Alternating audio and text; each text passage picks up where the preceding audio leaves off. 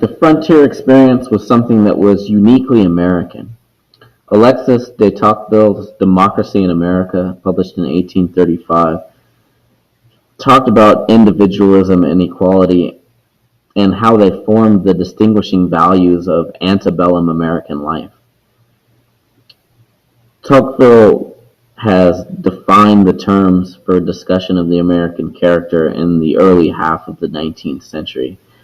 Compared to Eastern counterparts, Western life was extremely rough, and Westerners were generally more crude in their habits and lifestyle. They were highly individualistic, and the individual nature of the frontier leads to frontier democracy. The democracy on the frontier, equality reigned on the frontier, except obviously with slavery. White manhood suffrage came to be the rule as people moved west. So democracy expands with the country as the country moves west.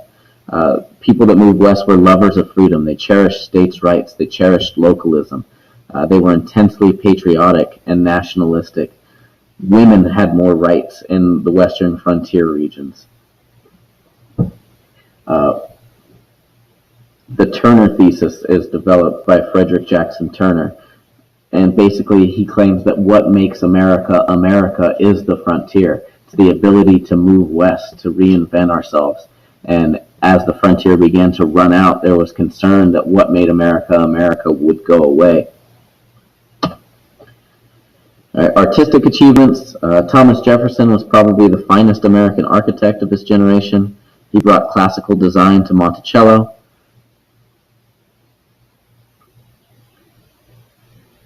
The quadrangle of the University of Virginia at Charlottesville is one of the finest examples of classical architecture in America.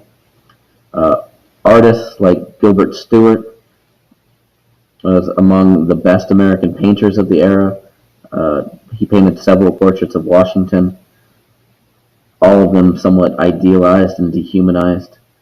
Charles Willson Peale painted some 60 portraits of Washington as well.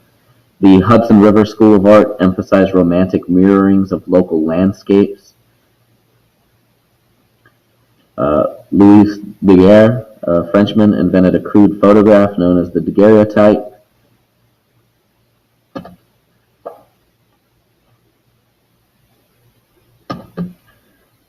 In literature, few Americans read polite literature in the early 19th century. They poured most of their creative efforts into practical outlets. Much of their reading matter or reading material was imported or plagiarized from England. American literature received a strong boost from the nationalist wave after the War of 1812. The Knickerbocker Group in New York boasted some of America's greatest early writers. Washington Irving was the first American to win international recognition as a literary figure.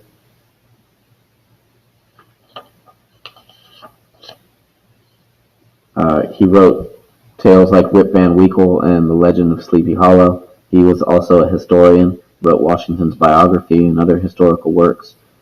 James Fenimore Cooper was the first American novelist to gain world fame. He wrote The Spy, Leatherstocking Tales, The Last of the Mohicans.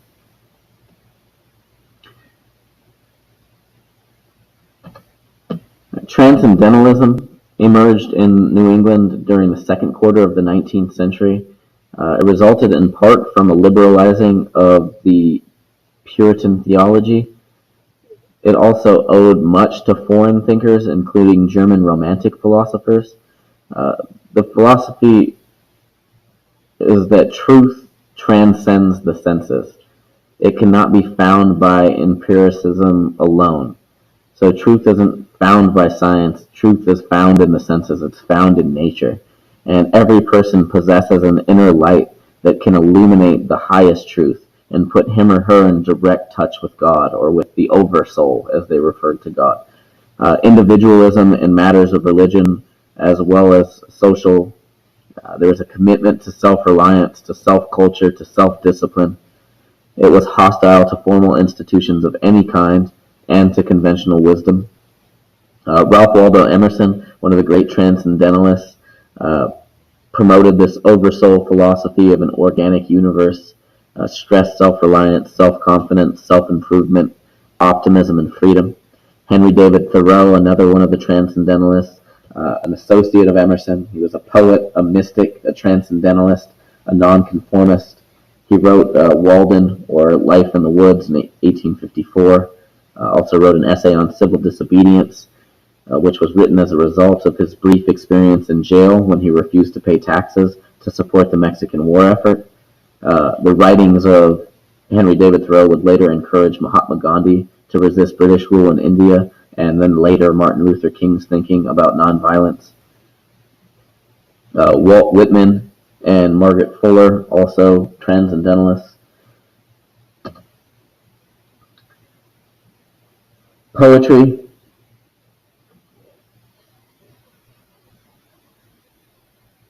Henry Wadsworth Longfellow was one of the most popular poets ever produced in America. He wrote historically based poetry. His most admired poems were based on American traditions. Evangeline, Hiawatha, The Courtship of Miles Standish, and Paul Revere's Ride. Individualists and dissenters.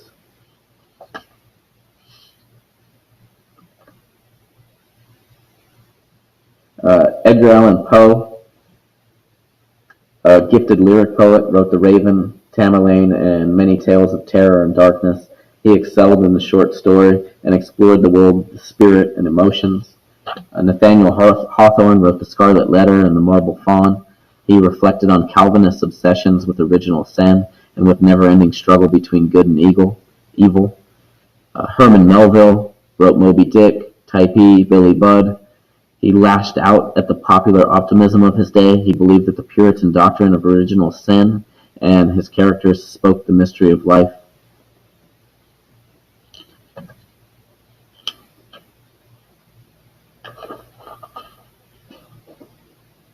The anti-slavery movement and the American Colonization Society, the early abolitionists, most early abolitionists, or a lot of early abolitionists, didn't believe African Americans were equal. They didn't believe that they should be freed and given equal rights. And one of the early groups that emerges is the American Colonization Society. And essentially what they promote is the idea that African Americans should be freed, but then moved back to Africa. And this society will actually help found Monrovia in Africa, Liberia, as a place to send African Americans that had been freed from slavery or that were here as free people, because they didn't feel as though they could exist in white society.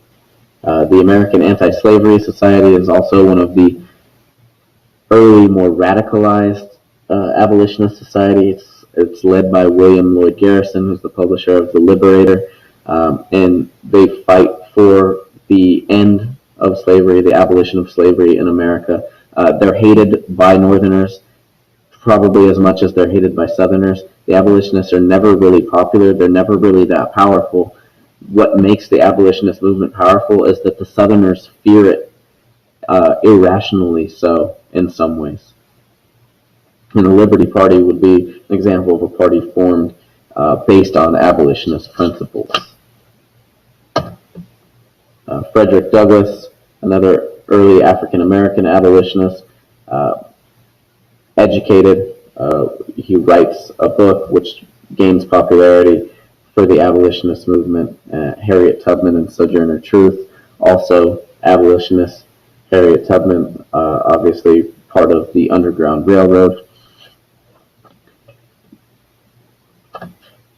Violent abolitionism, Nat Turner and the revolt. There was a fear in the South of slave uprisings, and that was furthered by Nat Turner's revolt. Southern slave owners were always afraid that slaves would rise up against them, and when Nat Turner leads a bloody revolt in 1831, it further increases that fear and causes white Southerners to pass even stricter laws to control their slaves, to prevent slave uprisings from occurring. No real successful slave uprisings ever happened in the United States. So most of the fears